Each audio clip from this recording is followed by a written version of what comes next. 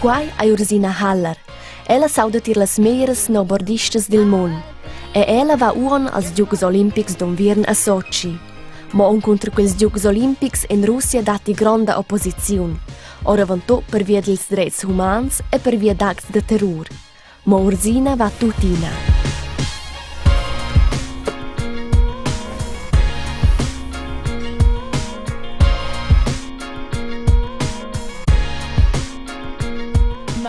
Immer legs in Sochi, questo sta a dire. Saranno i secondi Giochi Olimpici da Vancouver e penso che i Giochi Olimpici in Russia saranno giuridici ma fitch speciali.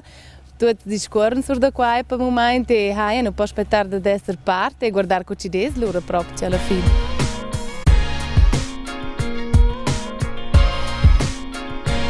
E da noi, visto da noi, ma è quasi la roba osco sportiva. Tu non hai nessuna scelta, non puoi scegliere in gioco all'Olimpiade, e se potessi non avessi detto stasera in Russia, dire Kulasa o a Sochi, nel sud in gioco di Ciod, ma forse in Lö in gioco di un po' più freddo, un po' più naif, ma alla fine dei 15 Giochi Olimpici è un highlight di una carriera sportiva e non hai nessuna scelta, e vai in gioco di è stato semplicemente proprio partire qua da rimanimento politico.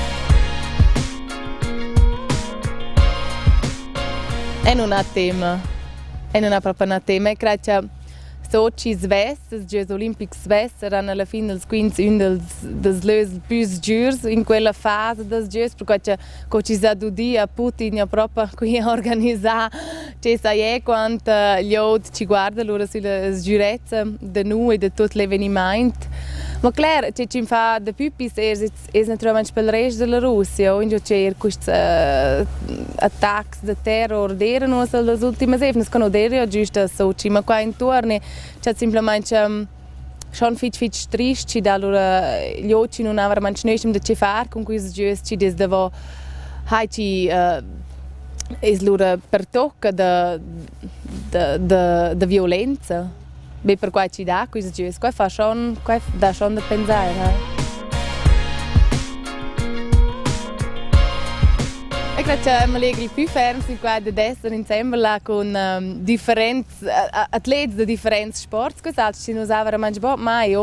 Noi snowboard sono un po' isolati, in nostro mondo, noi in nostra tour, in Svezia mai, c'è gli atleti di altri sport, e c'è qualcosa di interessante, mi leghi proprio a parte insieme con il resto del team svizzero e naturalmente con tutti gli olimpionici, e penso che è super cool.